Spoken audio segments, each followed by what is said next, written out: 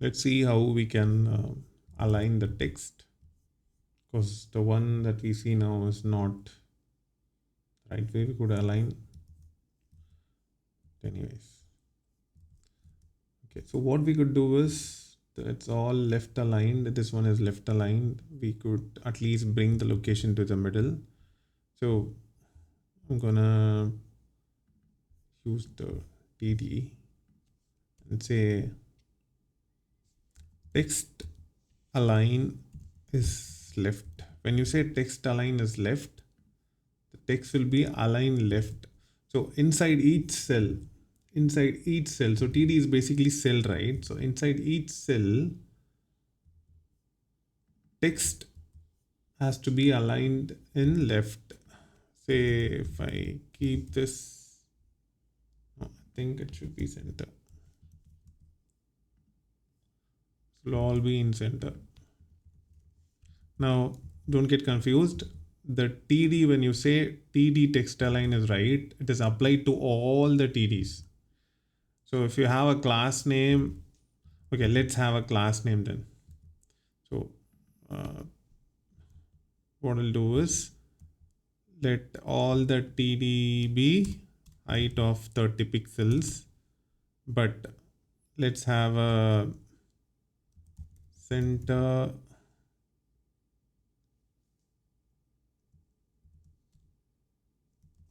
cell. So this is a class name, center cell, and text align should be in the middle. So what I'm going to do this, see, I'm just going to say that the location names alone, I'm going to assign this class to it. So all the other TDs will get this style applied. The center cell, even this TD will be applied the height 30 pixel, but it will also get the center cell class applied. Now all the TD, meaning there's like 9 TDs, all 9 TDs will get this applied, but those that has the class as center cell, they will have this applied too. By default, text align is left, so all other TDs will be on the left. Oh, oops, it's center. Okay, so this is in the center.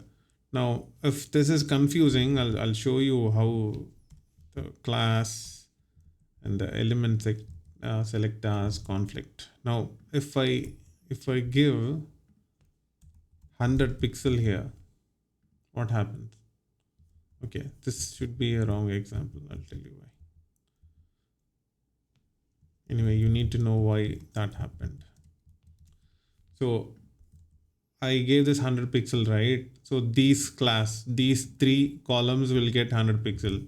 Now when this goes stretched to 100 pixel height, obviously this one adjacent to it, they've all grouped together, right? So even they have to go to 100 pixel height.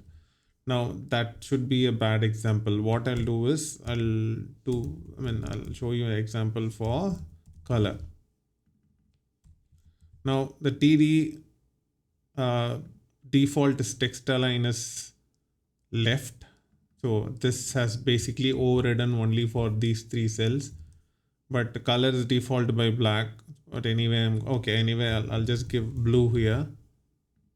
So it's all blue now, just the TD alone. But if I give the color as red, what happens is these cells alone will become red. There's a reason for that. Now, if you look at it, the TD which gives color as blue is applicable for all the TDs, which is like 9 TDs, but the class has the color red. So class has higher priority or higher precedence.